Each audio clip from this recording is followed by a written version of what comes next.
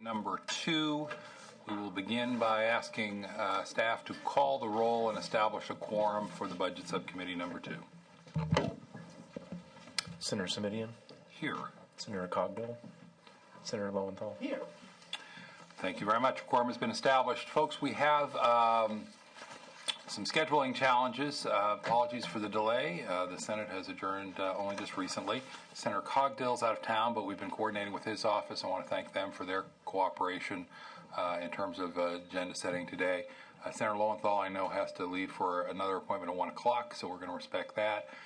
We are going to plan to make our way through the entire agenda and all items that would require a vote that are to be voted on today. We'll try and get to by 1 o'clock so that Senator Lowenthal can participate in those votes. And there are some items where Senator Cogdill has indicated he'd appreciate it if we would hold off on a vote so that he can be formally recorded when he's able to participate at a subsequent meeting, and we're going to respect that request and appreciate again his willingness to work with the committee and the committee staff to make sure that we're all in the same place at the same time when we need to be. So that being said, why don't we begin with the vote-only items. We have various SB 63 implementation budget proposals that are contained on page 2 of our budget, and notwithstanding the fact that it says vote only, could we ask representatives of the Department of Resources, Recycling, and Recovery to come forward along with Finance and along with the Legislative Analyst's Office, please, because I understand we have some outstanding issues here.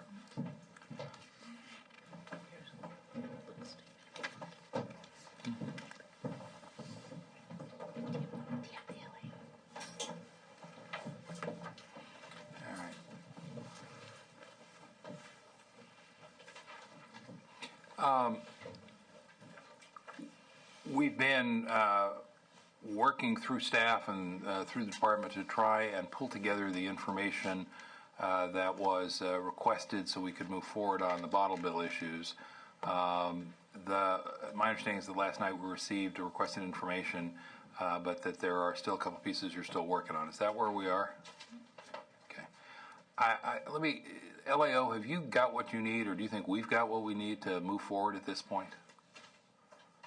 Caroline Godkin with the Analyst's Office. Thank you, Senator.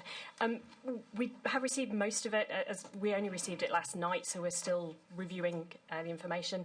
There are some key assumptions that we don't have, such as the sales projections and the breakdown by container type, but the department have indicated that they will be getting those to us either by the close of business today or tomorrow, I understand. Yeah, look, well, let me just ask the folks from the department, what's the problem been here? Senator Jason Marshall with the head of the Division of Recycling within the department. The announcement or the information released on the 1st of April was, as we now understand, not exactly what the legislative staff and legislature expected. We did release a statement about the condition of the fund on that date, and the statement was essentially that the fund has a sufficient balance through the end of this fiscal year as well as into 2010-11, making certain assumptions about the revenues, both from loan repayment as well as from the accelerated payment that was in AB 7. We understand that notice did not satisfy the legislature's interest in terms of numbers, and so what we did is we pulled together the fund statement, which is indeed an estimate of what's going to happen with the rest of this fiscal year and into 10-11, because we don't actually know what the sales will be for this month or even really what the sales were for March and February at this point. But we did pull that together and we have provided it. And with regard to meeting expectations, your staff have made a very good point, and that is that if there was any question in your mind, perhaps you should have asked us. We thought that we were reading the very plain text of the statute, and obviously we weren't meeting expectations. We have provided that information now. With regard to the actual container counts issue question, which is I believe the information that is still outstanding, one of the things that we need the legislature to understand is that when we're making these projections about the dollar amounts to go into these fund statements, we aren't starting with the per containers. This is a nuance that I have to really get down into the weeds with my staff to be able to understand it. But they're starting with what is the month-to-month sales receipts, dollars, that we got from distributors. And then they're projecting that forward. For us going back and then looking at, okay, what were the actual containers that go with that, we can get that historically, but when we start talking about projected months forward, we're needing to convert that. When we're talking about returns numbers, we're projecting returns based on weights of material that have been reported in the past by processors, and then we convert that into dollars. When we go back and we say, okay, well, why don't you just say what the numbers were on the returns, we have to then do a conversion of the weights back into the numbers. And that's really the basis of the delay between getting this fund condition statement, which we provided yesterday, which was a summation of information in some categories. We don't think that the legislature or the public wanted to know the total revenues for 9/10. We think they wanted to know what were the revenues, plus what were the revenues from the accelerated payment listed separately. We have to pull that out as a separate assumption from the general internal document that we would be using. So it did take us a little bit of time to meet the expectations beyond what was originally provided. This is the first time that we have provided this. We are very much in a, we want to meet your expectations, and I think that the July reporting will have this as a template as to what we are expected to provide. There are a number of caveats here that we will want to go over with your staff in terms of what are the limitations of these numbers. They are based on projections. We are talking about assuming an 81 to 82% recycling rate through the rest of 9/10. If that doesn't come to pass, some of these things would have to be revised. We'll be certainly letting the legislature know that as we move in through May revise and then into the July reporting period. But I can't emphasize enough of this, Senator. We are trying to meet the expectation of the law. And we discovered that we weren't meeting your expectations, and we are moving as quickly as we can to do so. LAO, any other reaction? Thank you, Senator. As the Director indicated, the report that was provided last week clearly didn't meet the needs of staff in terms of information. We would recommend going forward that actually it's specified in statute what is required for the department to report. In particular, some of the weaknesses, the acknowledged weaknesses in the department's forecasting methodology, particularly with regard to how sales are projected, but also some of the recycling rates, how they are projected. This is something that both the department is working on, but also the state auditor is taking a look at. And in terms of reporting requirements, you may wish to consider requiring the departments to report back on improvements to their methodology as we go forward. Do we have any members of the public who are going to speak? All right, then the matters before the committee. I'm going to offer a couple of comments that are may seem a little unusual in the circumstance. Gentlemen, I've been in public office for 26 years now at 5 different levels. I've been a school board member, I've been a city council member, I've been a county supervisor, I've been a state assembly member, and I've been a senator. And I actually think government can work and do good work for the public. That's why I do the work I do, and I think that's why most people are drawn to public service in whatever role they choose to play. This is the kind of stuff that makes people hate government. We're at a point where the public is incredibly cynical, disillusioned, not only questions the motives of all of us who work in government, but is starting to wonder, frankly, whether or not we can just get our job done. Now, the usual drill here, as we all know, is we're supposed to feign shock and horror, then we're supposed to slap you around a little bit, then you're supposed to go back and grumble about the fact that you were mistreated by the legislative branch, then we're supposed to say we showed them. I'm not doing that. Here's the thing. You got asked for some information that's sort of critical to our ability to do our business, and it wasn't forthcoming. And with some additional time, we're still not really there, or if we are, we've got fragments from last night. This is not a matter of legislative and executive push and shove. This is about actually needing some information to make thoughtful decisions in a collaborative way between the two branches of government.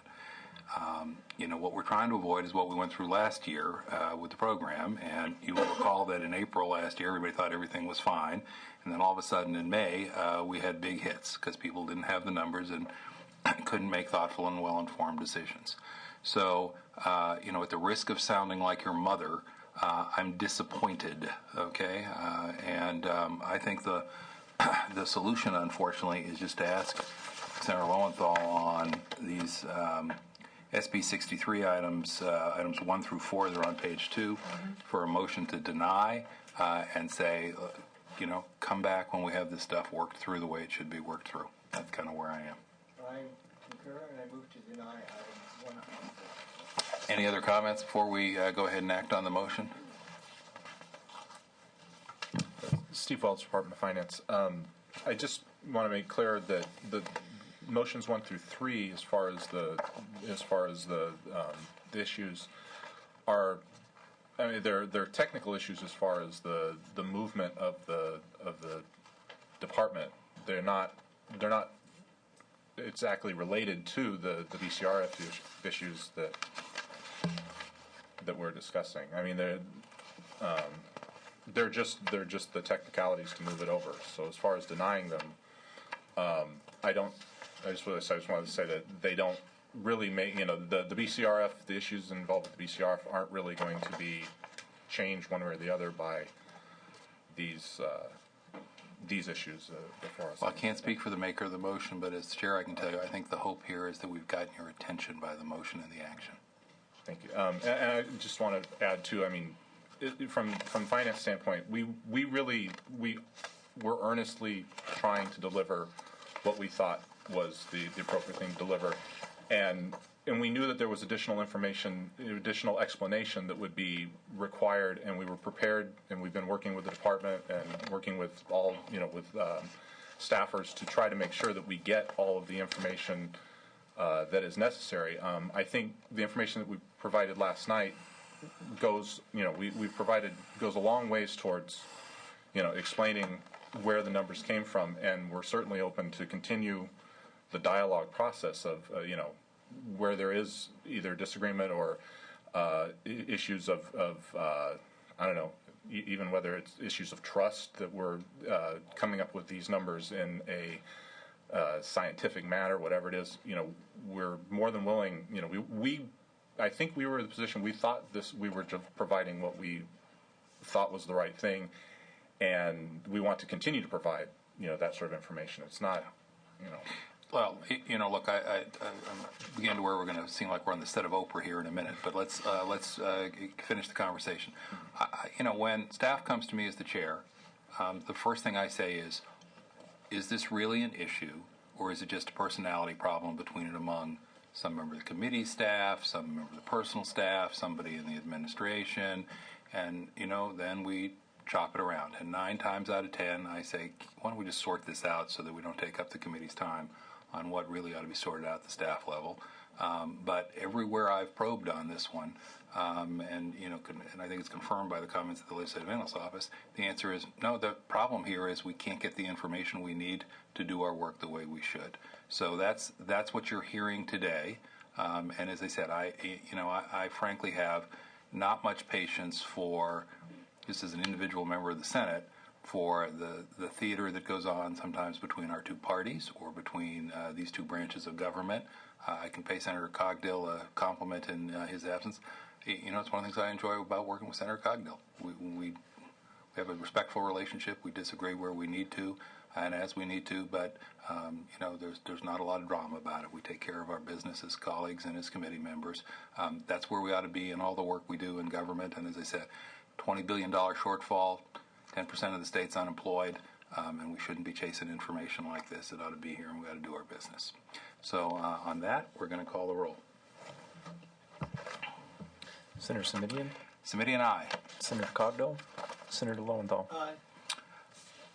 Ayes 2, noes 0. Measures are denied. Thank you for your participation. All right. That takes us now to the next set of items. On page 3, we have various integrated waste management account reductions.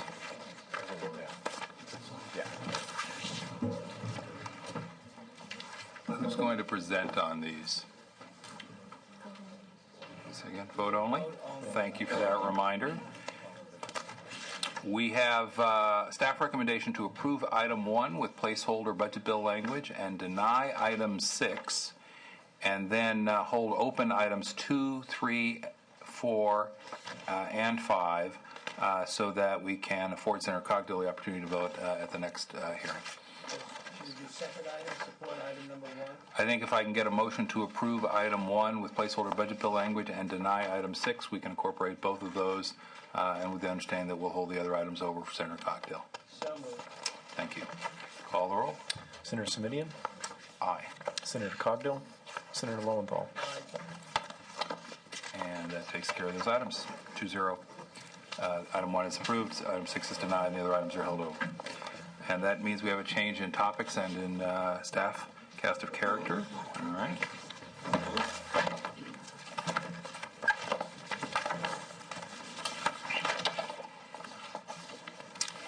Department of Transportation. All right. So we're going to continue the review of the Caltrans budget, which the committee heard some of these issues, as you'll recall, on March the 11th.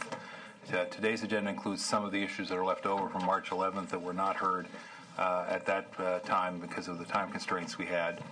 First issue, and no small issue with that, is the staffing for the Capital Outlay Support Program and the LAO review of the workload. We did receive public testimony on that issue at March the 11th, but did not hear from LAO and Caltrans. And my recollection, and staff can help me refresh my memory, is that because we knew we were going to wrap up, we asked if we could hear from folks who patiently waited, even though we had not yet had the presentations. Am I remembering that meeting correctly? Does that sound about right? Okay, great. Then why don't we hear from folks at Caltrans and Department of Finance, LAO, and let's see where we are. Who'd like to we start with LAO on this one? I think so. Thank you. Jessica DiGiambattista with the Analyst's Office. Senators, as part of our analysis of the 10-11 budget, we performed a program review of the Capital Outlay Support Program, and the findings from that review and recommendations I'll cover very briefly here. The budget includes about $2 billion and about 12,000 full-time equivalent positions for capital outlay support in the 10-11 year. However, as is typically done, the administration will be revising its request as part of the May revision. Nonetheless, we had some findings that we felt were significant that we wanted to bring to the legislature's attention in advance of that May revision process. The first and most significant finding is that looking at the information that the department provided over the past several years for its capital outlay support budget request, we found that the department really didn't have workload justification to tie to its budget request, and essentially made it impossible to determine what the legislature is buying for the $1.5 or $2 billion a year that it's approving to be spent on this program each year. In the absence of such information, we did try to collect as much other data as we could from the department from other sources to gauge the reasonableness of the budget requests that have been approved in the past. And we found, again, that there was sort of a missing link, that it didn't appear that the budget levels that have been approved were necessarily reasonable. We looked at the program several different ways. We compared the department to other agencies, other state DOTs, local transportation agencies, and other agencies in the state that do capital outlay projects. And we found that Caltrans support costs appear to be higher. It's very difficult to do these comparisons due to the different ways that data is collected, but it did appear that their costs were higher due at least in part to higher staffing levels. We also compared Caltrans regions to each other. We looked at the size of the capital program in each region, and we looked at the level of support dollars that were programmed for those regions. And we found that there was a disconnect between the level of staffing in the regions and the projects that were programmed. Looking back to the state's transportation programs, the State Transportation Improvement Program, STIP, and the SHOP, we weren't able to find a connection between the level of staffing in districts and the projects that were programmed for work to be done in those districts by different types of work, for example, design work or construction support. We also looked at the impact of the furlough program on the department. At the time, we were given information to indicate that there was no impact from the furlough program. We have since been given updated information that changes that. And then we also found that the COS program has very little or essentially no cost control measures, that when we talked with program managers that people could be charging to projects. And really, it was just a matter of a supervisor checking a timesheet, but there wasn't any sort of overall cost control measure that the department has in place. And oftentimes that there was overspending happening on projects, but that program managers weren't learning about it until months after it had already happened, providing them no opportunity to intervene. In light of all that, we make several recommendations to you. First of all, and most importantly, we recommend that the legislature adopt statute to require Caltrans to provide additional information on an ongoing basis to justify its budget for the Capital Outlay Support Program.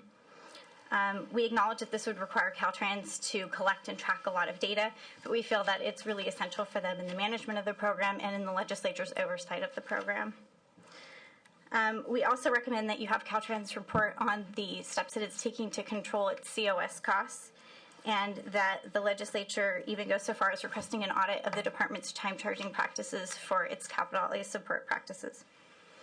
And lastly, in the event that the department is not able to provide information to justify its COS workload, we recommend that you do cut the program. Our review found that the program does appear to be overstaffed by as much as 15%. This is based on a number of different factors. Looking at the 5 different methods of analysis we used, they each indicated the department was overstaffed anywhere between 10% to 20%, in some cases more, but that was based on older data. We felt that conservatively it was more appropriate to use a figure of about 15%, which is equivalent to about 1,500 PYEs in the budget year. Again, that's in the event that the department doesn't provide adequate information. The data that we reviewed is based on past workload, and so the workload changes each year. The May revision requests would include updated workload for the new year, and so to the extent that they're able to provide good information for the 10-11 year, we'd recommend that you base the budget on that and not based on, the analysis that we've done of past data. Would also like to note that the department has been working with us since the last time this issue was initially heard to try and provide us information and try and understand the type of information that we feel would be necessary for the legislature to have more proper oversight of the program. Thank you very much. Caltrans, let me ask a couple of questions in order to direct your comments, if I may. I think the concern that you've heard both previously and today is that the department really was not able to provide the backup sufficient to justify, at least the LAO, the staffing for last year. Why was that a problem? What was the impediment there? Essentially, the LAO is saying we're looking for some justification and we're not seeing it. What's the problem there in your judgment? You perhaps have a different view. Well, I think that the department... and if you would just introduce yourself for the record, so that everyone knows. Cindy McKim, Chief Deputy Director for Caltrans, and we have Rick Land, who's the Chief Engineer for Caltrans. I think one of the issues that we had in trying to justify or provide support is the kind of information and the different slicing and dicing of the information that was being requested. It's difficult to respond to on a timely basis. Our workload is based on very comprehensively developed work plans and specific activities for each of the projects that are identified. Unfortunately, those projects change between the time the information is originally collected and the time the budget is finally passed, and making the direct correlations that the legislative analyst requested were difficult for us. Over the past several months, we've been working with the legislative analyst staff, Department of Finance staff, to try to develop a template, a format for presenting the information that makes it easier to do the kinds of evaluations and have the kinds of discussions that we all should be having with regard to the work plan. So what we've done is we're taking the information that already was embedded in our capital outlay support workload data systems and presenting the information in a way that's more easily deciphered by Well, thank you. That's helpful, and it anticipates the next question I had, which is what are we going to do to make sure we don't continue to have this problem as we move forward in the spring, because it's crunch time, obviously, in terms of understanding what are we spending our money on, and is the money well spent. So, not to put words in your mouth, but what I hear you saying is you think you have the information, you think it is justified, that perhaps it is communicated in a way that may not be readily understood by others, and that you're going to try and take the information you believe you already have and reformat it so that it can be understood by others, and that the process is a little more open and transparent to those who'd like to have a piece of the conversation. Is that a fair summary? Yes. Okay. And is that going to work in terms of the timeline we have for this spring? Because, of course, one of the challenges we've always got is that after lots of conversation in January, February, March, and April, all of a sudden in May, we all turn on a dime and about 15 minutes later have to make real multi-billion-dollar decisions. So, LAO, are you feeling like you're beginning to get the kind of information you need in a format that allows that kind of consideration on a timely basis? We haven't seen any of the actual information yet, but we have had discussions with the department about the format in which the information might be provided. It appears for the 10-11 year that the department may be able to go sort of part of the way in providing some information for some of the projects, but maybe not all of them. We think that this would still be useful to the legislature and would allow staff the opportunity to see if how valuable this information is, and to understand better how what goes into the annual COS budget request relates back to project work plans.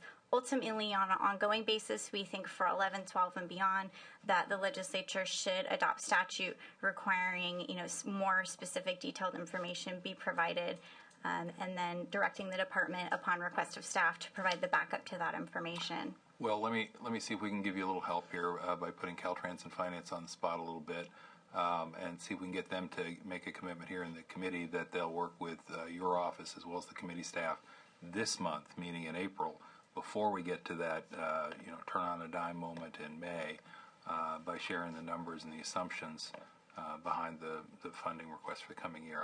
I see that nodding head, and I'm taking that as an out loud yes? Yes, sir. Thank you. And from the folks at Finance, what would you like to offer in this conversation? Jim Parks, Department of Finance.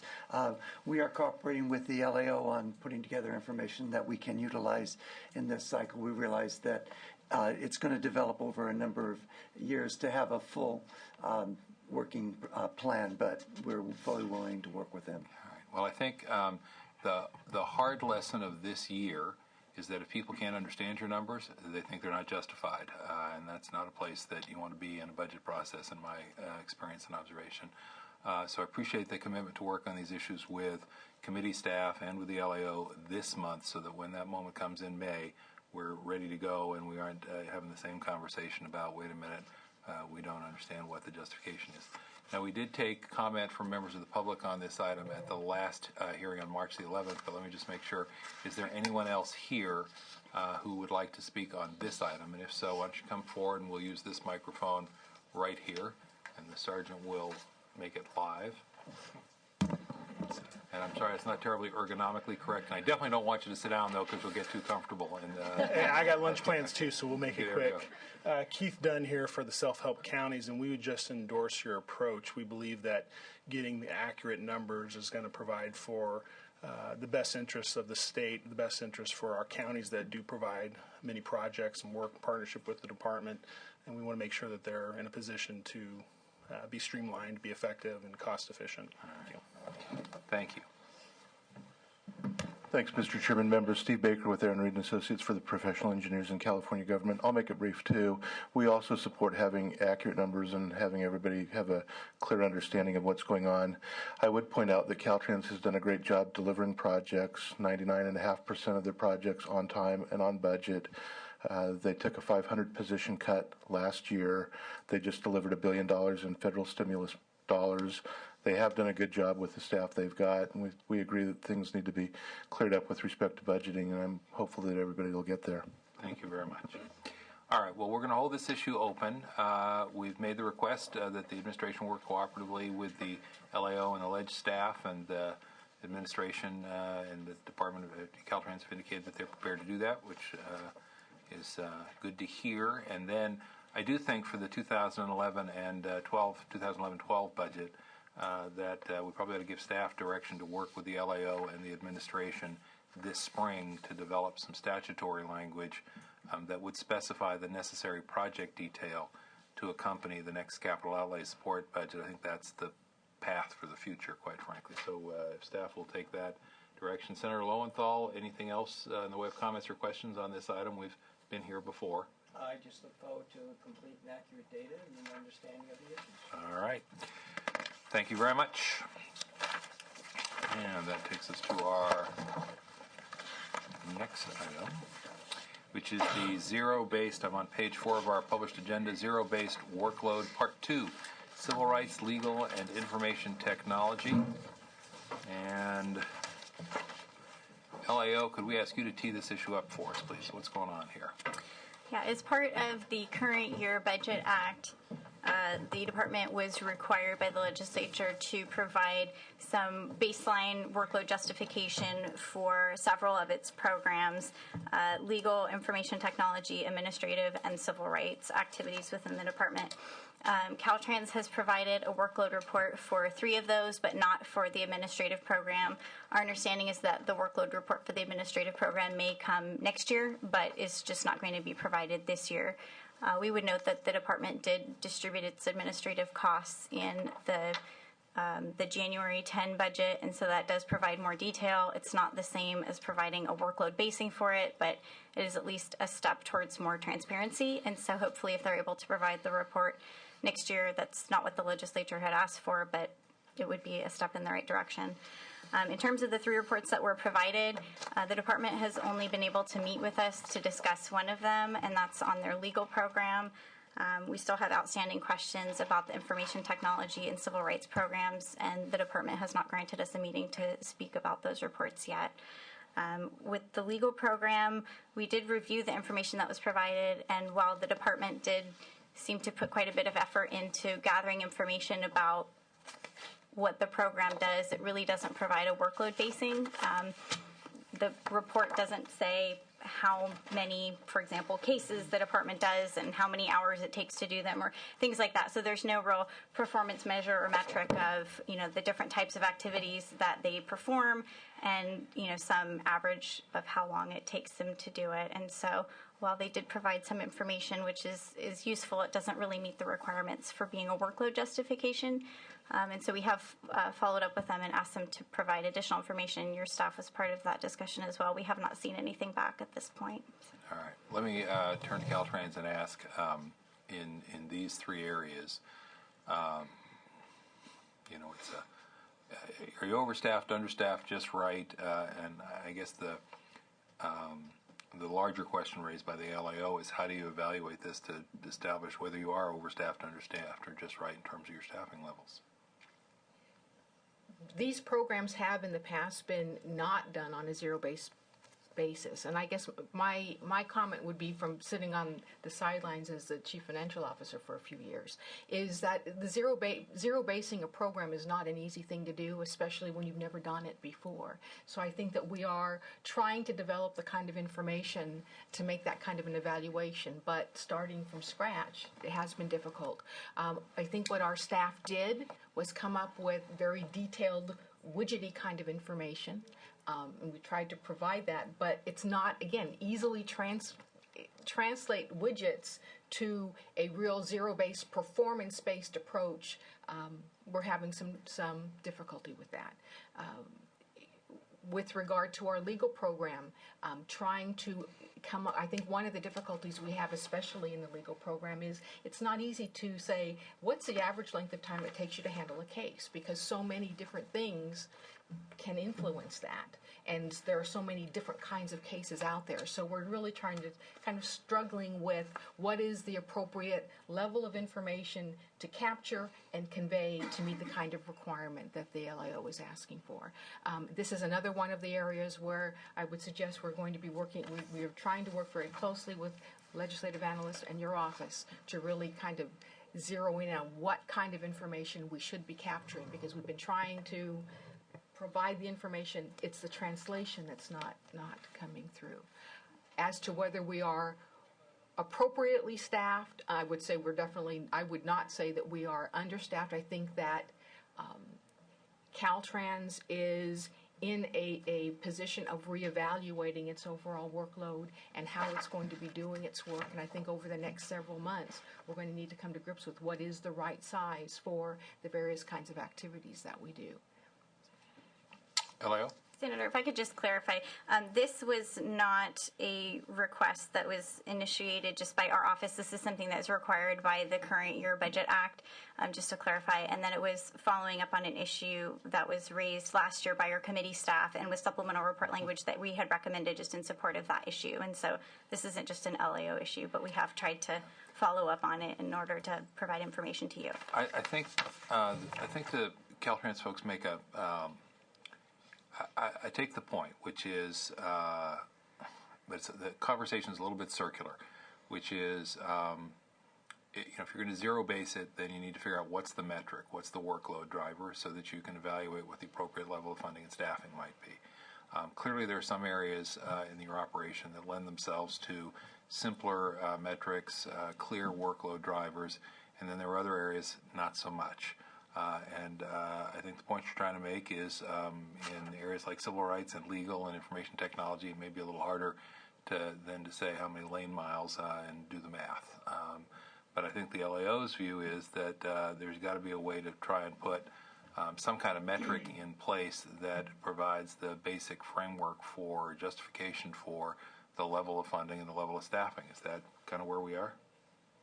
Yeah, I would agree with that. And I believe that committee staff as well as your staff was involved in the meeting on, for instance, the legal. And it didn't seem to be getting at what we thought the legislature was going for in terms of workload justification, but we would defer to your staff if that seemed to satisfy what they thought the legislature wanted. But just in our view, it didn't get there. So, Senator Lowenthal? Yeah, I'm just wondering historically how you dealt with these issues of workload adjustments in these areas and how you adjusted up or down before, and how you came to grips with these issues in terms of overstaffing or understaffing in the past. If you now are shifting and saying, well, we don't have it all together yet, what did you do before? The budget levels for some of these administrative areas were established years ago. And then as additional workload, additional regulations, additional levels of claims, for example, came in, we would come and make a request for an augmentation. What about when they were decreased? Did you come before us and ask for a decrease ever? There have been situations where the department has come in with requests to decrease its budget through a BCP. With regard to legal, I would suggest that, in fact, the number of claims, the number of cases have significantly increased over the years. Unfortunately, our program is getting more complicated, not less. The additional oversight that is being required at both the state and federal levels are making it difficult for some of our administrative functions, frankly, to keep up because they have not been augmented. If you look at our budget over the years in the early 90s, for example. Let me interrupt because I think your point's well made here, which is you've just pointed to something that was a workload driver, and you've articulated for the committee what the workload driver is. And I think I don't want to cut short the rest of your comments, but I think that's what we're trying to do is say, is there a way to, is it driven by regulation, which then leads you with some compliance obligation? Is it driven by number of cases? Is it driven by some other function? So if you have other, I did not mean to cut off your remarks, and if you've got others who want to respond. What I'm hearing is you never did that before, really. No.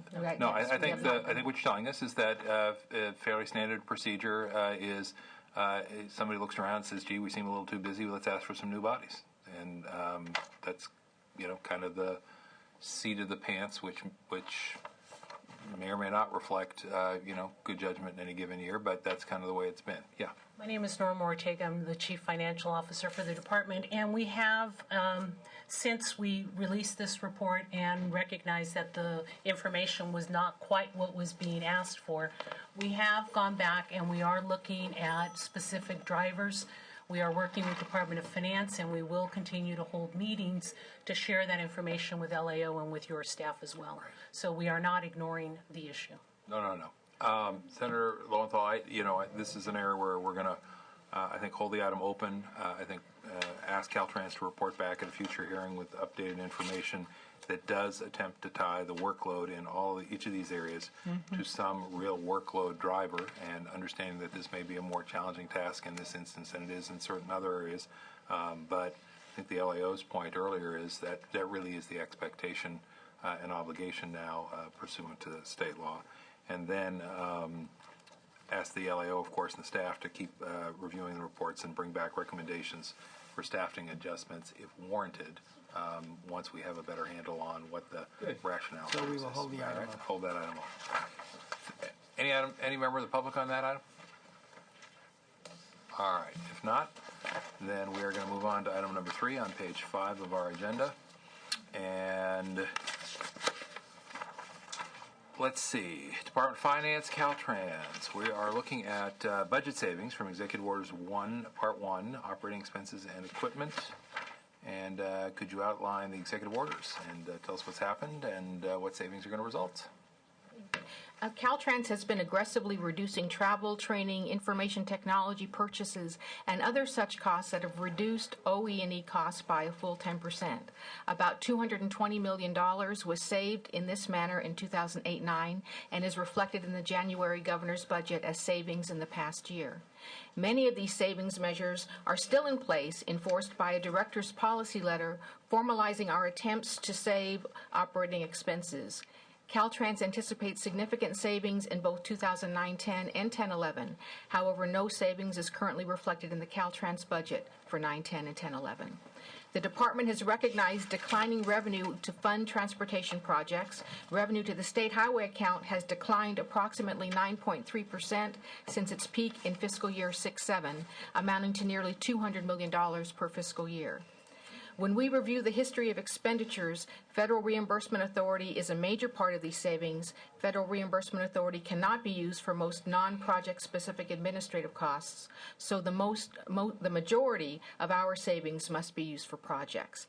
However, the department feels continuous deferral of these expenditures will create a major impact in the future on efficiency and effectiveness of the department's operations. Training and equipment purchases can only be delayed for so long, and then they will come to a point when lack of training becomes a detriment, threatening safety and federal funding, and deferring equipment replacements will create higher costs if delayed too long. So we welcome the opportunity to work with staff to develop augmentation for the highway maintenance and/or shop program with any savings that is achieved. LAO, any reaction? Senator Lowenthal? Well, I believe at the CTC meeting, there's an announcement by Caltrans that there will be a significant savings in the shop program for this year, and could you kind of comment on that also? The savings in the shop program is coming from the fact that the bids have been coming in about 35% below the engineer's estimates, the amount of funding that is programmed. Is that across the board? Pretty much across the board. So bids, estimates of about $1 billion are coming in somewhere around $700 million. Right. And then what that means for Caltrans, it's good news. It's good news.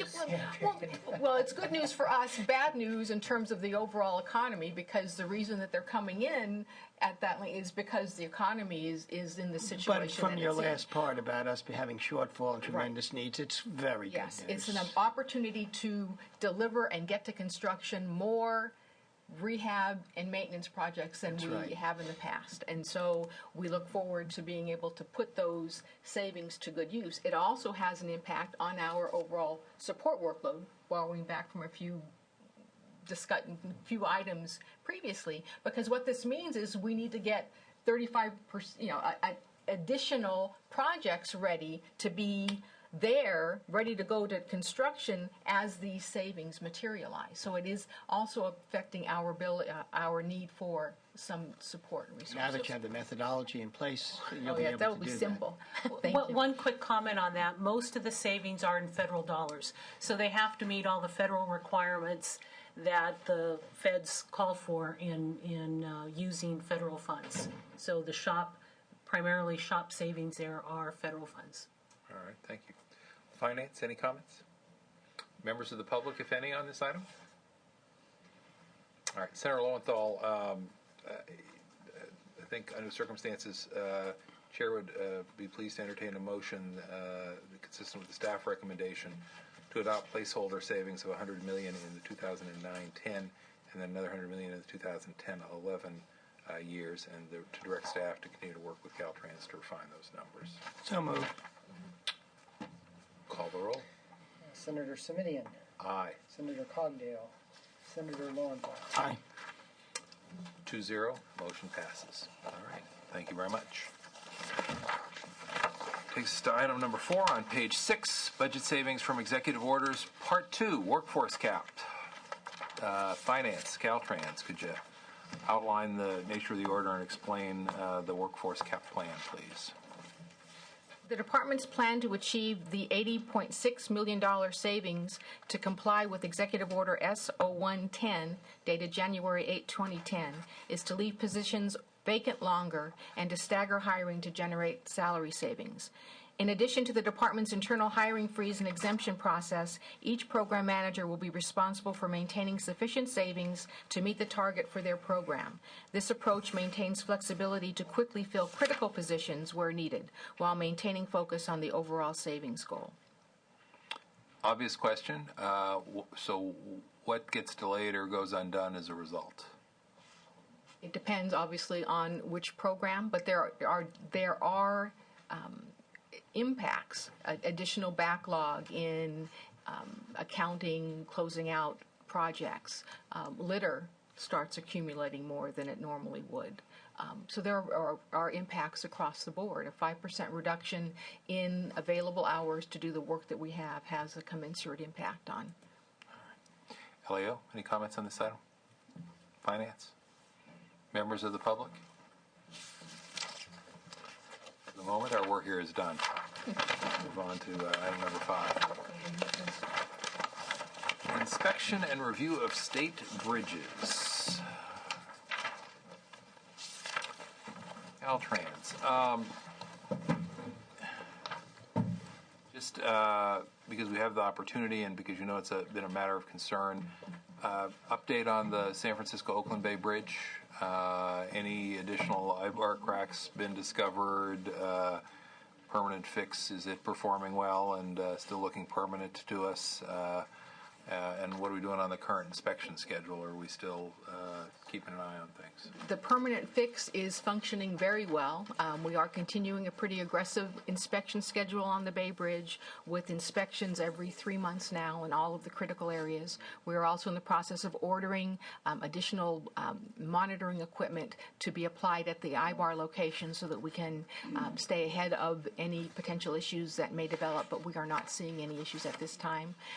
The forensic examination of both the eyebar failure and the temporary fix that had been established is nearing completion, and we plan to have a report back to you within the next several weeks. Great, thank you. All right, let's talk about these 2 budget proposals. What would you like us to know? What's going on here? The load rating on state bridges. We've got the redirection of 9 positions. Redirecting 9 positions to complete load rating evaluations on approximately 6,800 state bridges. This redirection is in compliance with federal direction that we need to ensure that we have the documentation in place to support the load rating on all of our bridges, especially some of the older ones. This level of funding would enable us to do this function over a 10-year period, which is consistent with FHWA direction.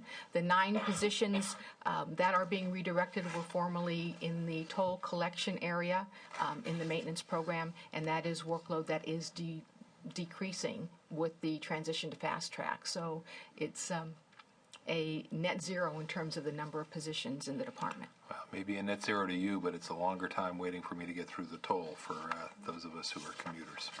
You don't have a fast track card? Oh, here we go. You really, Not want to raise that you issue. really don't want to have that We conversation. have to be out of here by 1 o'clock. Perhaps I we think can you meant 1 discuss it o'clock today, offline. did you not, That's Mr. right. Lowenthal? That's right. Sorry. That All was right. not the issue. All right, and then the other piece here, the shifting of $1.3 million. The proposal include, okay, wait a minute. The requested resources are needed to address increasing backlog of bridge inspections and reports due to an increasing number of critical conditions found by bridge inspectors that require immediate action and redirection of staff. Required actions identified by the FHWA's annual compliance review, which we already discussed, and enhanced inspection requirements of I-bars and gusset plates as a result of the Minneapolis bridge situation. We are asking for a net increase of $3.6 million in federal authority, and there is a corresponding matching funds. There's a piece here I'm missing, which is why the department is, I understand, is proposing to reduce litter cleanup to fund bridge safety. Well, the litter, it's in our maintenance, both the bridge inspection, structural maintenance and inspection program and litter are within the overall maintenance program. We had proposed several years ago to use contract resources to do litter pickup. There's been litigation with regard to that, and it's been determined that we cannot go outside and secure contract resources. So we have surplus litter pickup OE dollars that we can't use for that purpose, and so we're proposing to redirect it to do this. And can those dollars be redirected to other folks to pick up the litter? They would have to have we would have to hire people internally to be able to do that. Okay. LAO, what's your take on all this? Yeah, on the bridge load rating, the department proposes to do this work, which is somewhat safety related, over a period of 10 years. And we really think that they should look at alternative plans to get some of the work done more quickly. Also, in discussions with our staff, the positions that would be doing this work would be bridge engineer positions. And we think that given some of our findings regarding the capital outlay support program, that as they're reviewing their workload for next year, if they find that they have some bridge engineer positions that don't have the workload, given the fact that some of it is decreasing in capital outlay support, that they could be able to then instead use those folks to do some of this work, which would require just making your action on this BCP consistent with the COS workload. That would also, because those positions would be already funded at the bridge engineer classification level, might not require the redirection of the litter funding. Finance, you have a take on any of this? Mark Tollison with Department of Finance, and we felt that this was a reasonable way to basically achieve this federal compliance without increasing state resources by shifting funding from a maintenance activity for these bridge inspections, or not bridge inspections, but load ratings, which definitely are a safety priority for the department, as well as being able to redirect positions that are no longer being used for a particular activity, such as toll collection. All right. Well, I'm gonna suggest we just simply keep the issue. Oh, excuse me, Senator Lowenthal, did you? Yeah, I just wanted to ask one question. One of the, I think in the 5 new positions, in fact, for the primarily, I think it's the I-bar inspections. Is that what we're really? But aren't there a number of other bridges? You didn't mention. You talked about the San Francisco Bay Bridge, but aren't there a number of other bridges in the state that also have the same kind of design and the same kind of I-bar? Are we also, those are also included in this inspection process and the additional, and how many bridges are we talking about? There's 3 bridges on the state system and I think 56 local bridges that have I-bar design, and we have responsibility for inspecting those local bridges as well. We have, and I would just like, once that inspection has been done, to have a report back to this subcommittee, to the budget committee about what are those conditions? Because, that was a potential major catastrophe, and we focused on that one bridge, but we really haven't focused on the other bridges that have the same design. All right. Chair will join in making that request and appreciate your willingness to follow up on that. As to the issues in this item number 5, a couple of comments. One, we'll hold the item open for further analysis and ask you to take a look at a couple of issues here. Understanding the extraordinary budget circumstance, I have to tell you, one thing I've never heard anyone say is that they think our highways are clean enough. Litter, so the notion of taking additional resources away from that particular area is one that isn't all that appealing. And I do think the LAO makes a point. I understand you're telling us that in terms of the rating process that 10 years is the norm. Fair enough. LAO saying maybe the norm, but we'd all feel a little better if it was done sooner rather than later. Is that a fair characterization? And if the department has staff on board when they evaluate the workload for these staff as they do their COS request for this year, they just may want to consider if they have extra people that this is something that those people could do. All right, then we'll hold this item open, and we look forward to learn a little bit more about this later. All right, number 6 on page 9 of our published agenda, Americans with Disability Act lawsuit, BCP number 16, and April finance letter number 9. Caltrans. So, what's the settlement here, and could you help us understand the budget proposal a little better? The department submitted 2 separate proposals regarding the Americans with Disabilities Act. The first proposal is a lawsuit settlement requests resources from the state highway account to pay the plaintiff's attorney fees, and the second proposal requests resources from the state highway account to establish an ADA infrastructure program as directed in the lawsuit settlement. The ADA lawsuit settlement provides a one-time increase of $8.5 million in state highway account funds to pay the plaintiff's attorney fees. Those are still being negotiated. And the lawsuit settlement implementation provides a 2-year limited term increase of 3 positions and $391,000, and a one-time increase of $3.2 million for a total increase of $3.6 million roughly in state highway account funds to establish the ADA infrastructure program to manage requirements placed on the department by the lawsuit settlement. The proposal requests $3.2 million for consultant services contracts to provide consultants specializing in ADA issues to address the increased accessibility complaints because of the lawsuit settlement. The department will evaluate the complaint investigation workload and determine if it is more efficient in the future to use state staff for this activity. But initially, we don't believe we have the expertise to be able to do it as efficiently as we can secure through consultant services. And the 3.2 is for consulting services that you think you will need because you anticipate additional demand. Did I hear that correctly? We expect that there will be increased complaint workload to try to identify where, at what locations these ADA improvements will need to be made. Elio? Yeah, overall, we think that the department's request is reasonable given what they're required to do by the settlement terms of the settlement. We would recommend that you hold the attorney's fees item open until the specific amount of those fees are known, which should be probably at the end of this month or at the beginning of May. That way you could just budget for the appropriate amount. With regard to the establishing of a program, we think that you might want to consider some reporting language, either supplemental report or budget bill language, just requiring the department to come back and provide a little bit more of a comprehensive look at what the program is going to be doing and what some of the needs are, since this is it's an ongoing effort that the department has done, but because it hasn't done it sufficiently well, this is essentially a new program that's being established. And so when we discussed this with the department, they were open to the idea of reporting back. All right. Finance, any other comments? Members of the public, if any?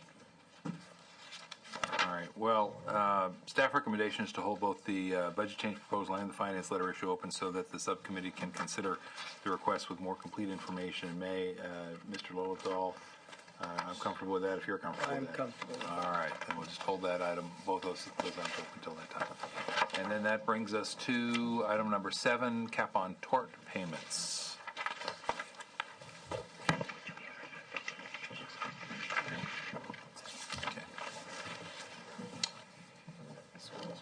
Okay, Caltrans, Department of Finance, what's the proposal here? We've Mark Monroe, Department of Finance, and we've proposed some caps here on the amount that the department is required to, or it can be required to pay in certain lawsuits.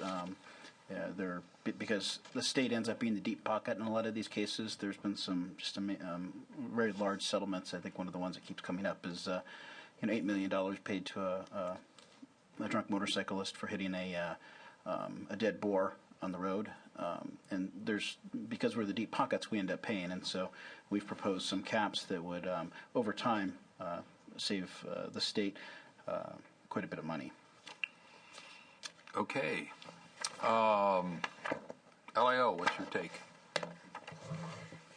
Yeah, we think that the proposal definitely has some merit on a fiscal basis. The department indicates that it would save probably about $28 million a year once these changes are fully implemented. However, because this would provide a different liability protection to the department as compared to other public agencies and private entities, we think that the legislature should consider this on a policy basis. There may be reasons that the department is more often subject to these lawsuits in a manner that the legislature would feel isn't appropriate, but we think that there's more analysis that needs to be done on a policy basis to determine that.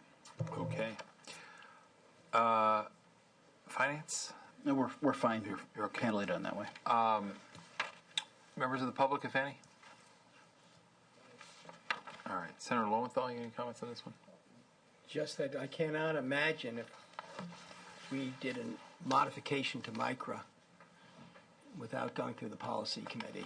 I mean, I just can't imagine putting caps on through the budget process.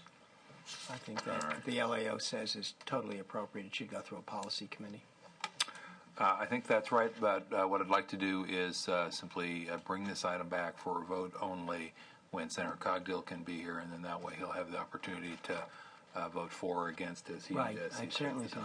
But it would be the chair's inclination to reject the matter at that time as a budget committee item. Without saying that it's not appropriate, but I think it should go through policy.